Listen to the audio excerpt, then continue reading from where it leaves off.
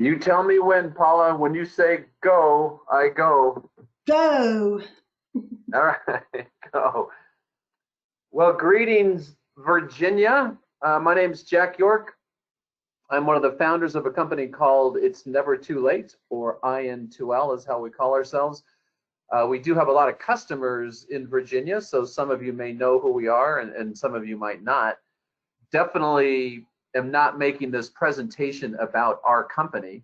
We'll talk at the end a little bit about some of the things we're doing, but the real point of this whole presentation is really just to talk about some, frankly, some positive things that are out there in the midst of all of the really tough things that everybody's dealing with. So before I get started, I do want to just acknowledge all the incredible work that has been done by so many communities and people willing to honestly put their lives on the line to try to navigate all the tough stuff with families and how do you go in and out of one environment, in and out of another environment. It's really difficult, and it's been such a hard time for all of you out there. And so just again, before I get into this presentation, which is I try to have it be frankly somewhat lighthearted because there's so many heavy things right now. It's cool to talk about stuff that is that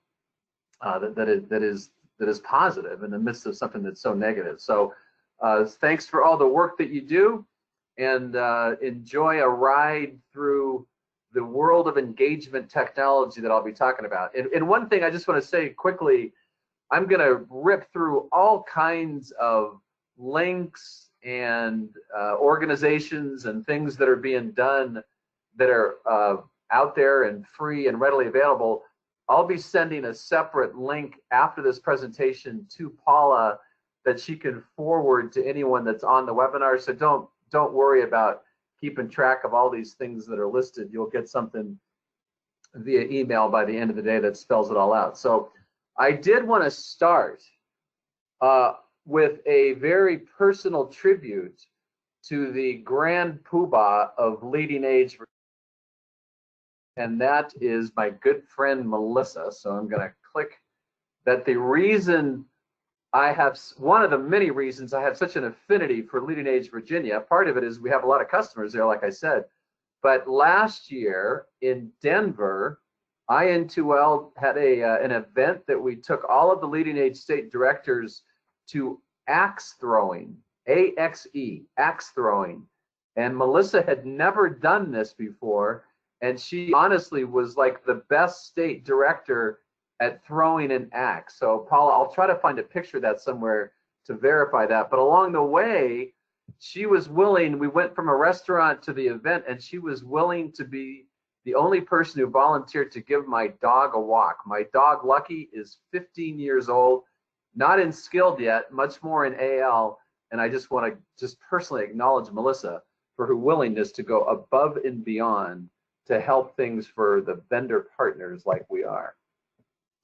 So anyway, IN2L, as I said, we've been around for, gosh, 21 years, and our whole mission, our whole mojo is just about finding creative ways to keep older adults living in senior living communities connected to the outside world and to their family and to things that are meaningful to them. And so it's historically, we've been looked at oftentimes as somewhat of a luxury. And it's just been fascinating for me to see how all of a sudden the kind of stuff we've seen for 21 years has become at the forefront. And that's this whole issue of isolation and engagement. And again, it has, in my opinion, and for many years of doing this, it has nothing to do with age. We all are just wired as human beings to want to stay connected and feel relevant and matter where you live, and to feel like you're at home. And so it's again in this world that we're in right now, where it's so difficult for everybody. And actually, I'm going to cut my picture off. You don't really need to be watching my mug as I go through this part of it. So anyway, as I was saying before, that it just all of a sudden these things matter that we've always seen.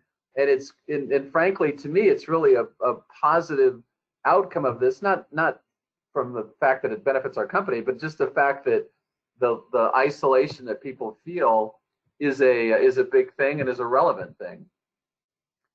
So connection, and just tying into that, I think you think of kind of the traditional plagues that can hamper older adults, things like falls and sleep disorders and cognitive decline.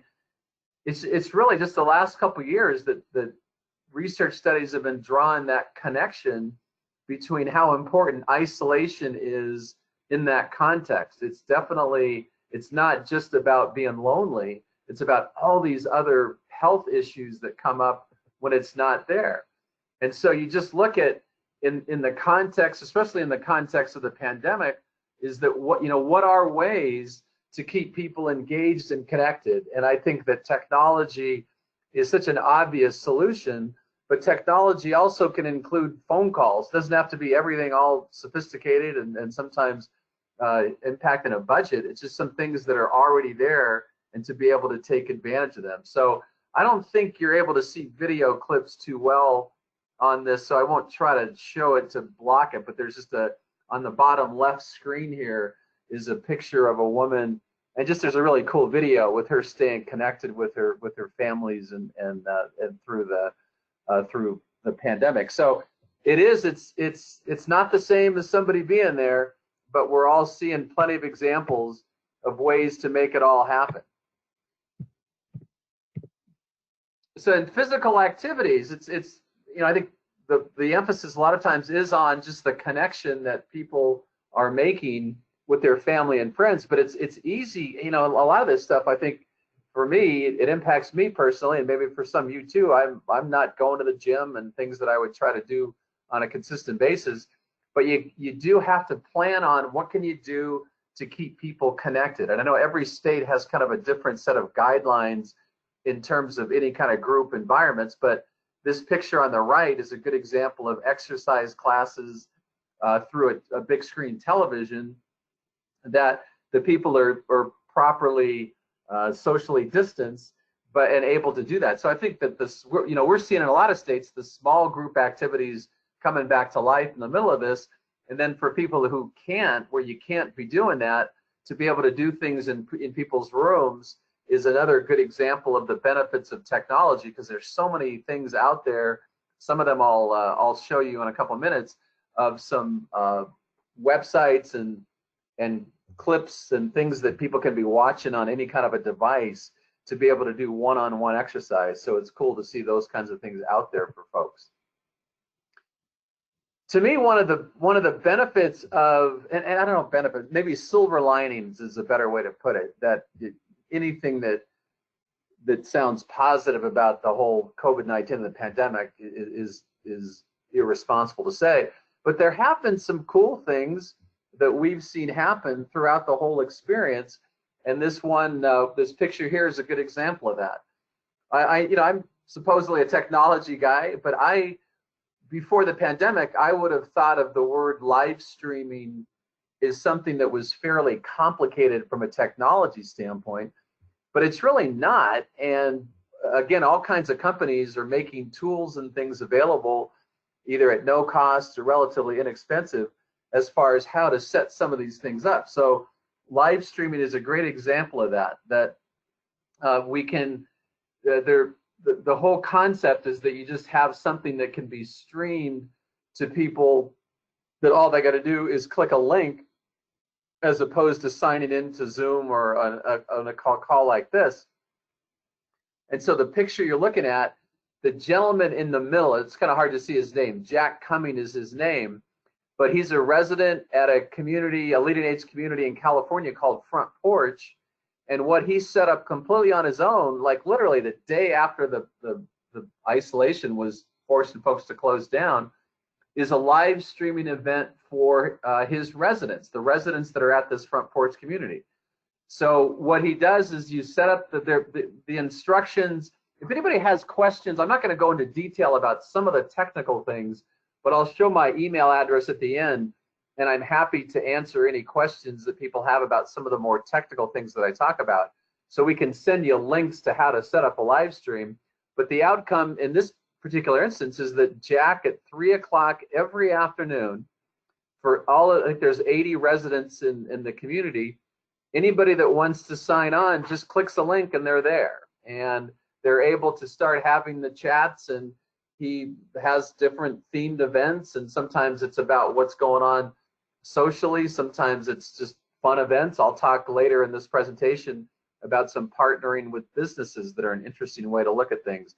But I'm sure for a lot of the folks that are life plan communities that have independent living communities or as part of your offering, there's a lot of creativity that's out there, and sometimes it's just showing people how to do it and without having to reinvent the wheel. And that's a lot of this presentation towards the end. I'll show you some things that are happening in Virginia and also all over the country that are really creative. But I love this whole context of live streaming and how that can be done in so many different ways. This picture, I'll show this video for a second. I doubt you'll be able to see it or hear it real well.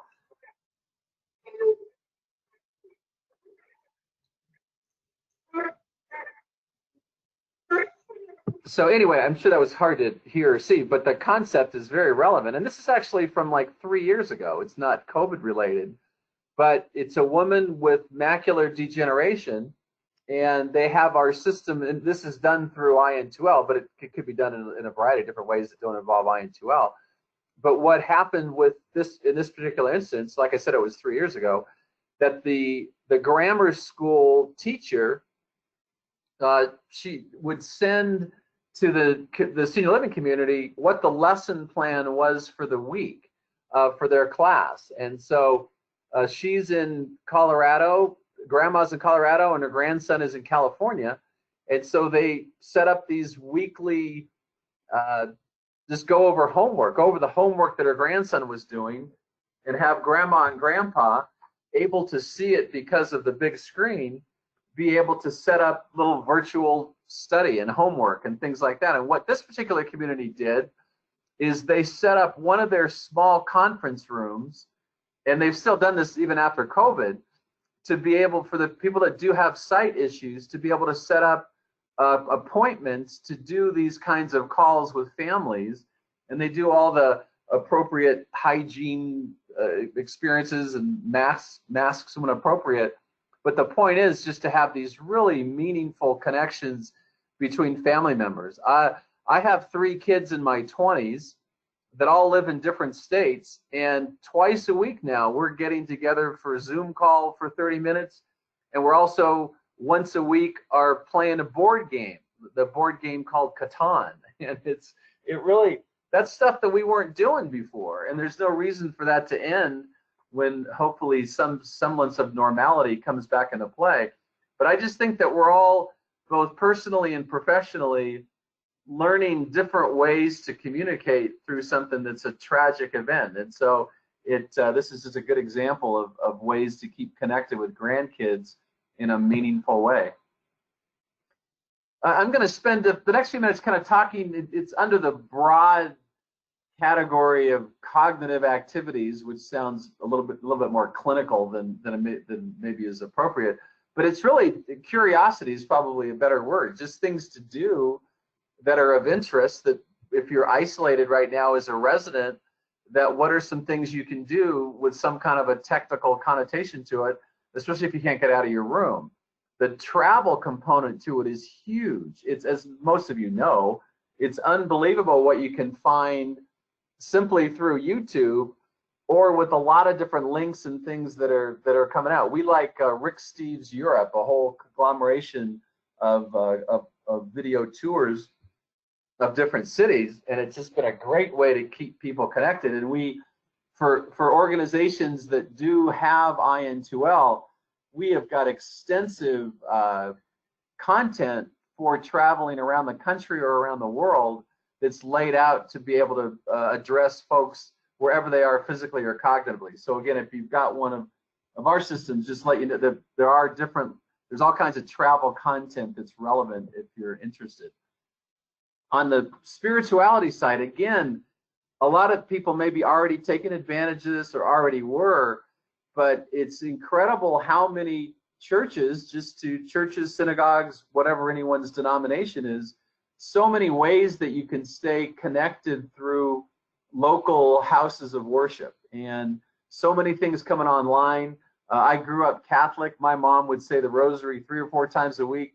Great websites that you can say the rosary with and feel like you're communing with a whole bunch of other people. So just so many things that are out there that provide just a really profound and meaningful spiritual message through such a difficult time that folks are going through.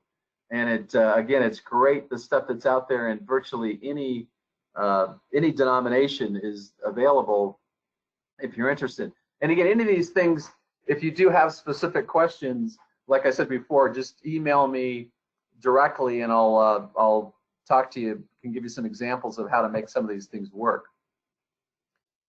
Museums have been a whole other experience. Museums in a whole lot of things that normally have extensive registration processes to go through or monthly fees that you have to sort out. It's incredible the amount of things that are out there right now that are free, that weren't free before.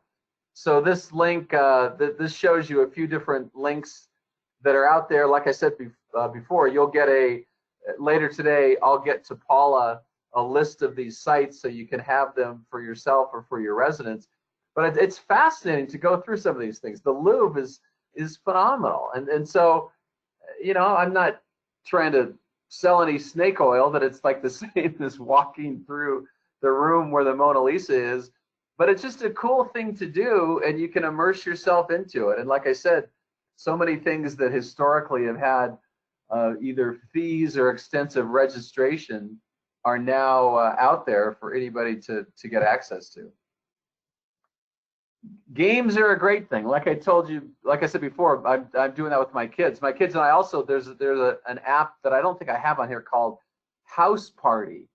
It's very, it's pretty simple, but it's a way to do things like Pictionary and trivia quizzes, and it combines video chat with the game itself. So you're talking to your friends and family at the same time that you're playing a game. So lots of that stuff that's out there, lots of ways to be able to interact with folks with different levels of cognition and different levels of interest. So like I said before, it has nothing to do with aging. We all want to stay engaged with things that are relevant to us.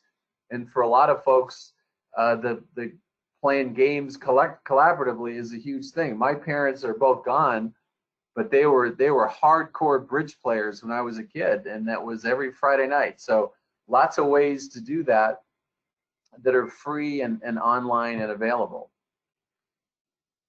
And then I personally have kind of, I can only ration so much cable news these days on either side with everything so political. We love the Good News Network. That's all it is just good news that's out there that doesn't make it to traditional media. And so that's been a fun site. Again, going back to my mom loved reading Dear Abby, and there's great Dear Abby stuff online now for folks that would be so inclined. Historically, as a company, we've had great experience with Google Earth, where you're able to just, and many of you have used it probably in the past, but you're able to just plug in a physical address, and you feel almost like you're in a spaceship, that you just visually zoom in to that address. You can change the views, you can change the angles, and it's really cool for people to just talk about the house they grew up in, or the church they used to go to, or whatever it may be. And such an easy way to keep people engaged when you're looking for positive, meaningful types of engagement. And then, so getting to kind of the true cognitive games and activities, there are so many online resources available. TED Talks are great. They're so massive in breadth. We have TED Talks on our IN2L systems, but we try to break those out a little bit into what would be relevant to older adults. We've partnered with a company called Happy Neuron that has their own set of online games and activities. that if you have IN2L, you can use. If you don't, you can just call into their website. There's Posit Science, there's Luminosity, and just great things to do. And it's important to make sure whoever you partner with or whoever you recommend from a gaming standpoint, it's a really big deal to be able to have the games be designed and vetted for different levels of difficulty, that you don't want someone who really enjoys a game but it doesn't have an option to make it a certain level of cognition. They can either be very frustrated or very bored with it. And our philosophy has always been you can make something easy to do without making it demeaning. And that's true with, I think it's true with Luminosity, true with Happy Neuron, and true with Posit Science as well. So you do see lots of things, you know, the whole world of activities and life enrichment, that's all been so thrown for a loop over the last few months, both in terms of trying to choreograph, can you do small group activities or not now, or what do you do to keep people engaged in their room? So again, lots of resources. I'll be showing you some links in a couple minutes to a lot of activities that are out there that you can print and make as part of an organizational newsletter. But it's really, it's remarkable the amount of content that's out there. I think what's good about some of these things is that for people that don't have access to technology in their rooms, you can print things out at some central location, and then whether it's just handing it to them or if you're seeing them in a mealtime, or if it's even sliding under the door if you can't go into the room, that you're able to get some of these things to them that they don't need a computer to be a part of. And so obviously there's quizzes, there's weather, there's all kinds of things that are out there, but you do want to be cognizant of how do you reach people that don't have access to technology.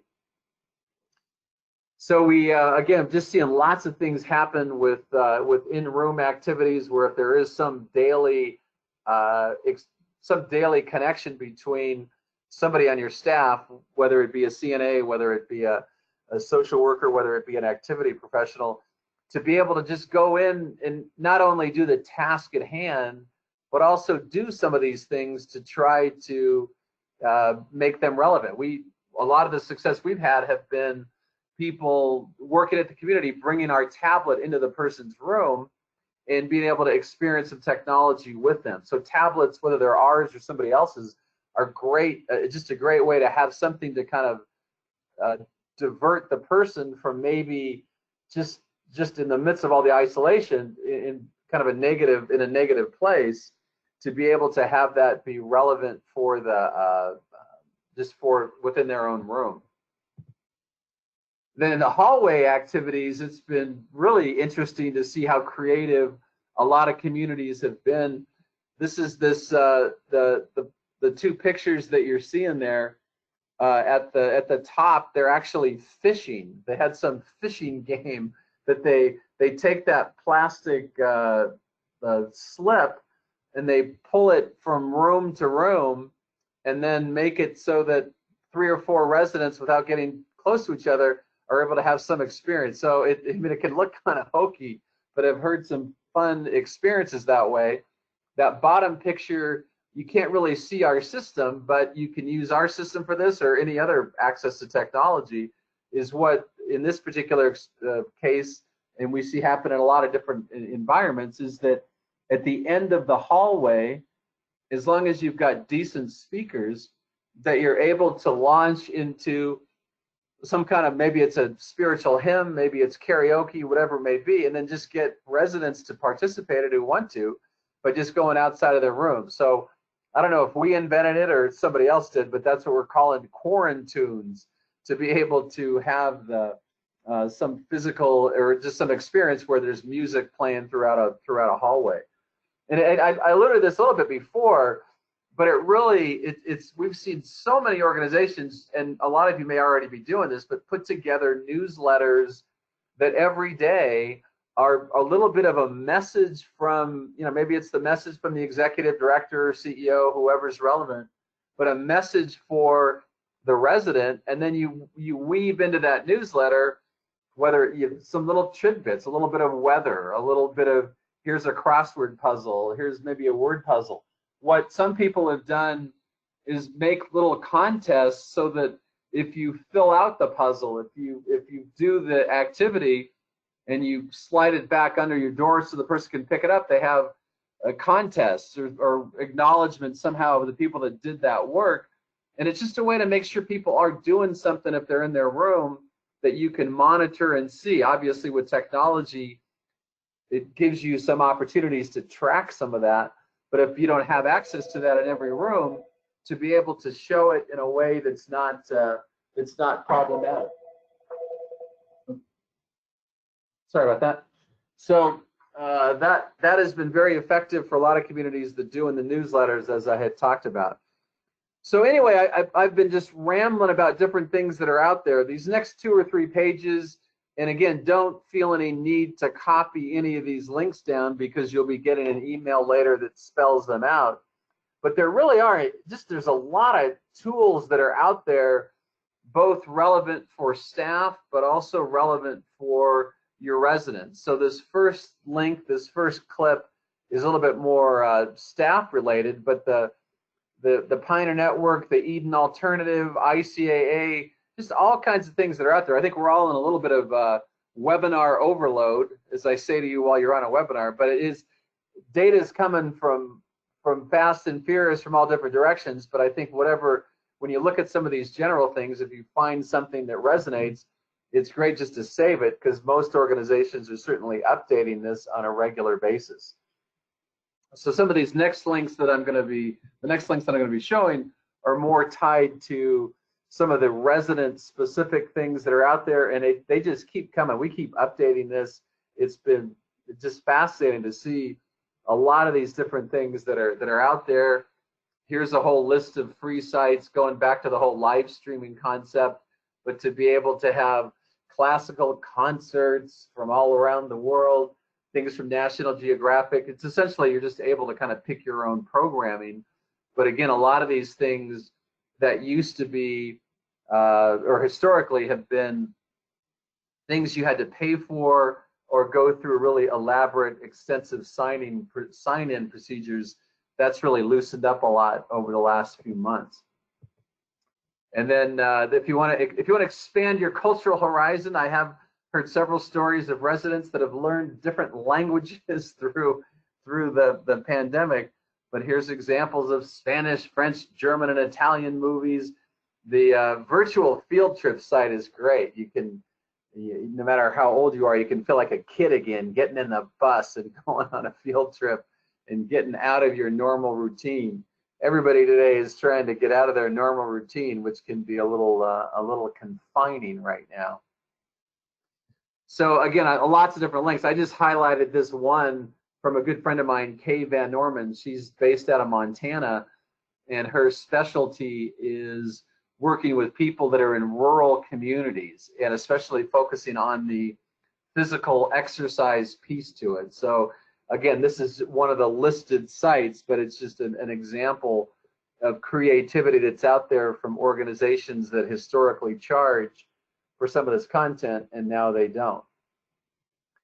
We certainly wanted to do our part in terms of free resources. If you're an IN2L subscriber, you get access to all kinds of content and all kinds of resources. And so what we did is we went through all of our resources and isolated out what are the things that are out there that you don't need our system to use.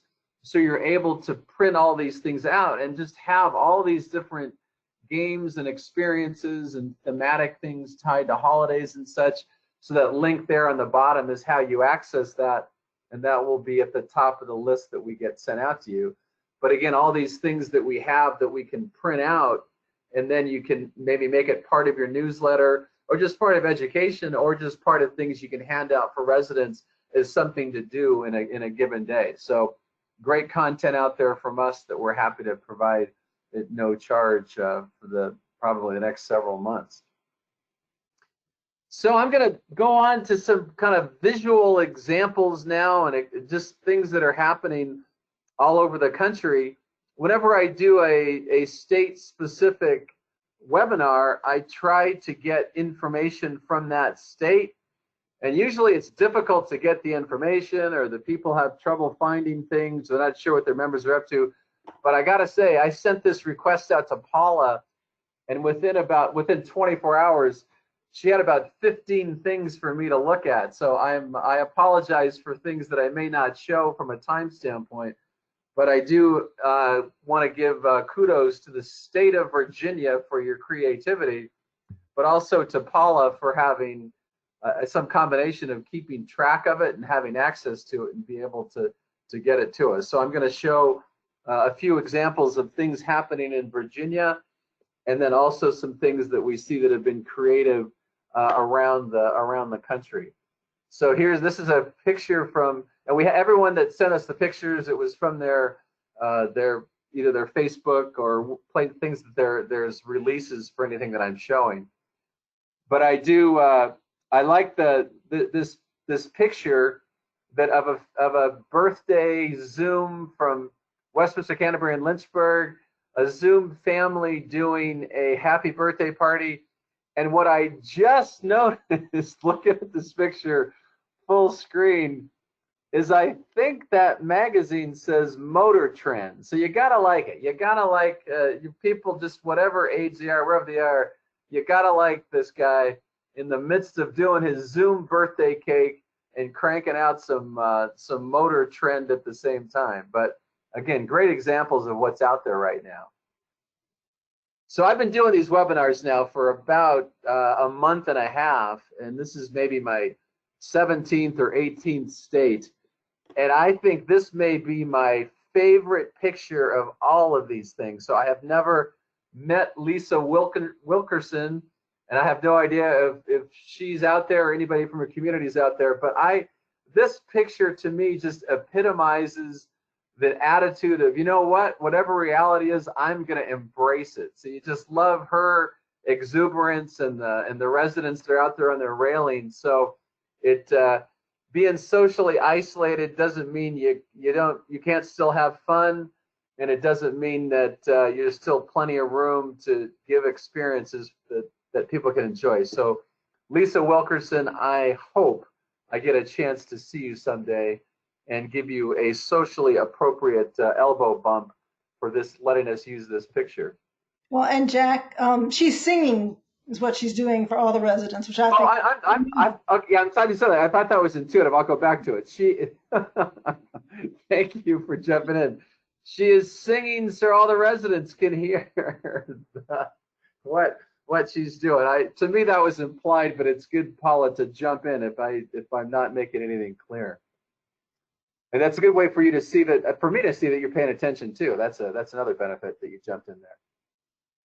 So this next picture, whether this has anything to do with COVID or not, you can judge for yourself, but I just thought this was hilarious, that Mismatch Day at Covenant Woods. And I just think it's so easy to get caught up in, very, very validly caught up in all the tough work that we're doing, but it doesn't mean we still can't have fun and still smile along the way. And this picture, I think, does a great example of doing that. My own fashion expertise may be called into question, because when I first saw the gentleman's picture, I didn't get it, that it was a mismatch, but I do now, so I apologize for my lack of acumen along those lines. This is a clarinet concert at Covenant Woods. They're doing cool things all over the place. So again, people, just because there's a lot of angst to deal with doesn't mean that cool stuff can't be happening. And obviously this is a great experience, the clarinet concert at Covenant Woods. I have no idea how any of these things happen, but I'm sure they'd be happy to share some of their stories through Paula. And then the last Virginia clip, this is just kind of a general thanks clip that Williamsburg Landing put together. I love that community, been out there 2 or 3 times myself, and I just think that that's such a great collage of a way to acknowledge the cool work that gets done both inside and outside the community. So thanks for putting that together, and thanks for letting us share that. But congratulations to all the Virginia sites doing any things like that. So Paula, since you're there and listening, I mean, how how do you are you just picking this up off of social media? I mean, is there some way that you're making some of these things readily available together for the cool things that are happening in Virginia? Last month, we actually had a Share Your Heart campaign. So we asked all the communities to send pictures in of how they're sharing whatever, Yeah, support at their community. So these are just some of them that we had gotten, and then we had them on our Facebook, I believe. So yeah, yeah, we got that's great. those a lot more. And anybody else who wants to send us pictures, please do. Somebody asked me, well, how can we get our pictures in the newsletters and stuff? And I said, well, if you send them to me, we'll do it. All right, an easy action item. Oh no, I forgot I had this picture too. I love this picture. It's a resident making a mask.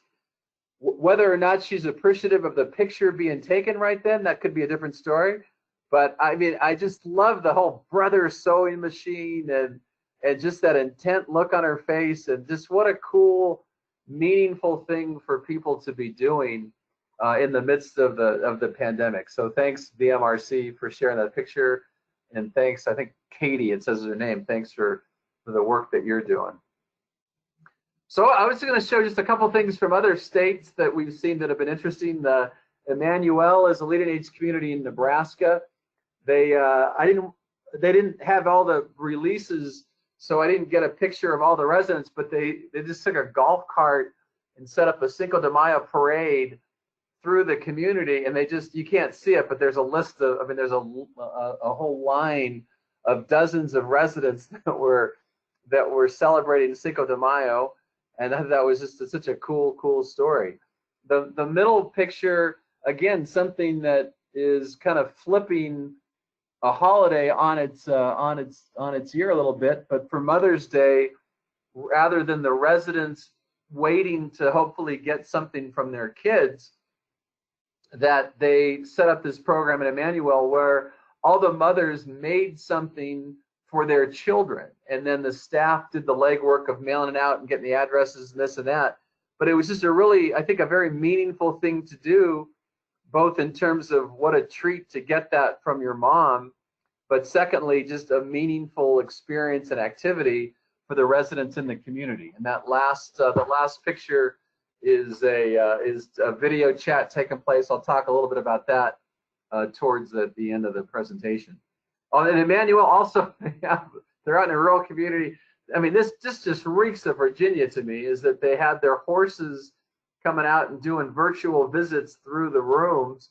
You can see in the reflection that may be considered horse exploitation. I'm not sure, but putting that out there, it just was a creative thing to do, and we didn't have to get any release signatures from the horses, so I'm happy to share that clip. But again, what a fun thing for the residents to see, is the horses just kind of saying hello through the window.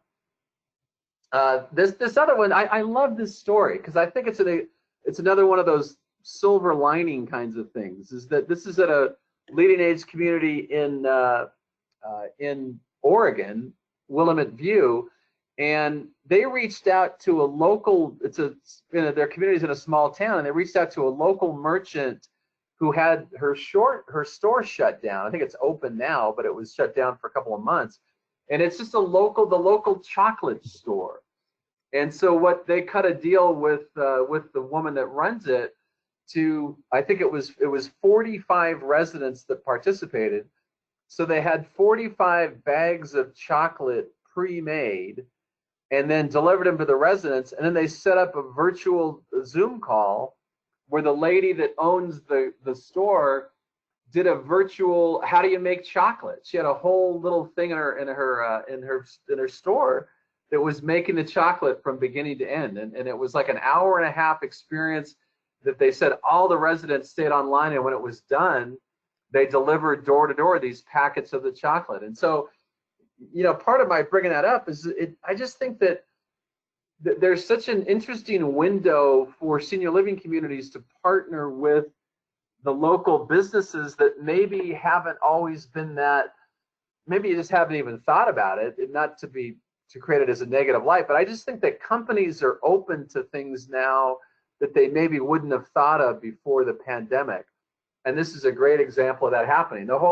IN2L, we've been around for 21 years, and the whole company started because I was working hard in the Silicon Valley in the semiconductor business in California, and a friend of mine reached out to me just to make a donation to put some computers to a local assisted living community in Southern California, and it was just so rewarding for me to see it happen that I quit my job and helped start the company. And so I just think that it's an incredible time in the midst of all these negative things going on to change the narrative a little bit. And that, which kind of leads to the next slide, is I think that there's a natural tendency to get frustrated at the media, because a lot of the stories that pertain to senior living that you see either on television or on newspapers are very negative. And I do, I don't want to get into politics, but I do think that there certainly is kind of a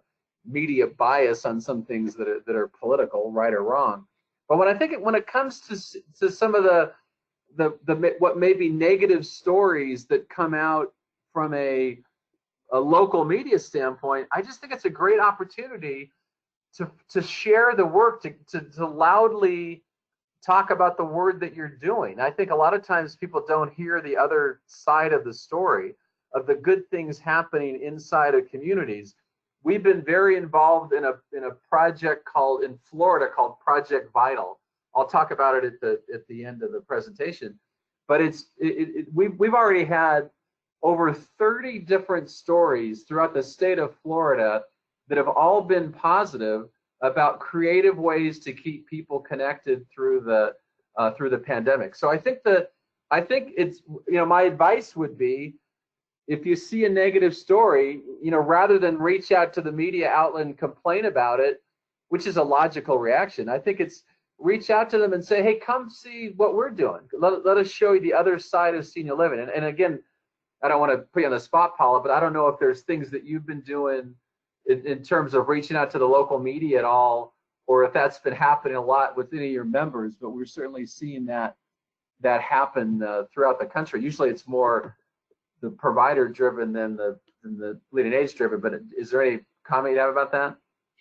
A lot of the different communities have had stories put out there, and I am glad to see that, but I'm going to be shameless here and make a plug for our webinar series on communication starting in about 3 weeks, that it does deal with, how you make friends with your media and local media, how you make a communications plan, how you bring the positive and even the negative stuff, and how do you talk about it correctly and so it comes out in a more positive spirit. So yeah, we are hoping to help our communities to do things like that. So yeah, thanks, Jack.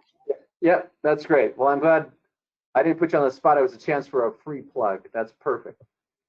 So I'm just going to talk real briefly about our own company. And again, some of you know who we are and some of you don't. We've historically built the company on these systems on the left, which are either wall mounted or portable, either 70-inch, 50-inch televisions, a 23-inch screen on a cart that goes room to room.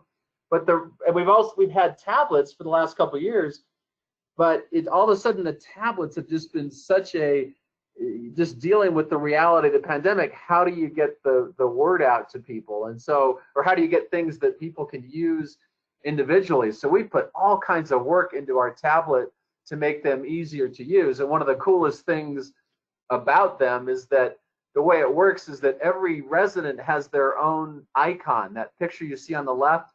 So you touch your own picture, and then it opens up to your own music, your own video clips and pictures from your family members, the games that you want to do. And so if you do have a tablet that a staff member is bringing room to room, it's really easy to set that content up. The families can help do it remotely, but you don't have to have a lot of setup time. You just go to the person's room, touch their picture. There's things that they want to do. And we also have just an extremely easy video chat that you just type in a number, and the family member gets a text on their phone. They click the link on the text, and they're talking to mom or dad. So it's been a cool trend. I'm very proud of the company, how we've reacted to the pandemic from a product standpoint. It's been great to see. We've had, it's hard to know how to say this the right way, but it's just been so rewarding through such a national crisis to see how many people have positively used our technology. And this Project Vital that I was talking about before, it's a partnership between the Florida Department of Elder Affairs, the Florida Alzheimer's Association, and ourselves, where we've had tablets go into 300 communities throughout the state of Florida, where we had such good press. So there's a handful of things. I don't want to pretend to be an expert on some of the things that are out there in your own state. I know that the CARES Act just came out with some funding to be allocated to Virginia. I think that the CMP windows have closed a little bit for some of the communication grants that are out there. I don't want to, again, I don't want to give any bad information, but it sounds like Dana from the association is getting communication out within the next few days about, specifically about the CARES Act. And I assume, Paula, that Dana's the right person for them to reach out to in general, or if somebody has a question about a specific Virginia grant, who would you recommend that they ask that question to? It'll be Dana Parsons. She's our go-to person. Yes. Okay, great. All right, and then again, just pictures that it's just so cool, and it's heartwarming and heartbreaking at the same time to see what people are going through. But it's certainly been rewarding for us to make a difference. So just to wrap it up, the whole issue of isolation, it's not going away. I think everybody knows that. I think it's going to be regulated on the skilled side, but I think it's also just going to be every family, as things start to open up, families are going to just be demanding how, you know, if the community is shut down, how am I able to talk to mom every day or every other day?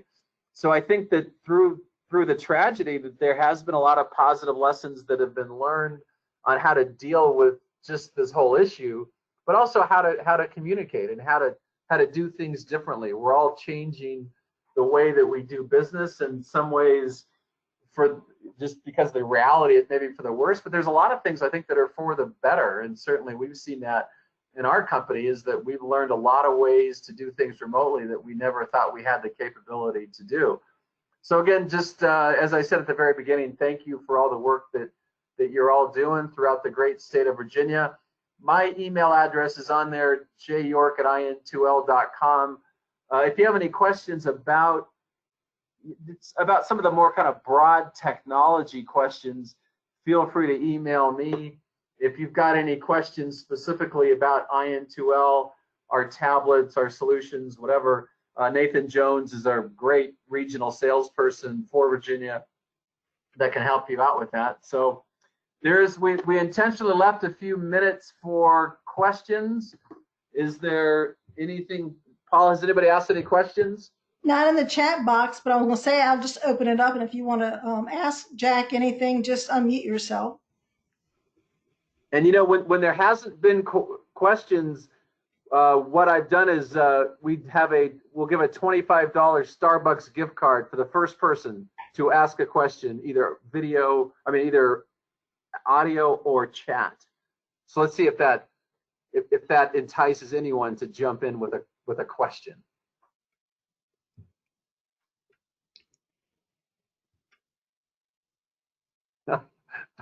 I guess maybe the world of Virginia just has a higher threshold dollar-wise. Folks are so smart. Yeah, I know. But I was wondering if Brittany had any questions. And I'm picking on you only because I see you with the Virginia Department of Deaf and Hard of Hearing. So I just wonder if you had any.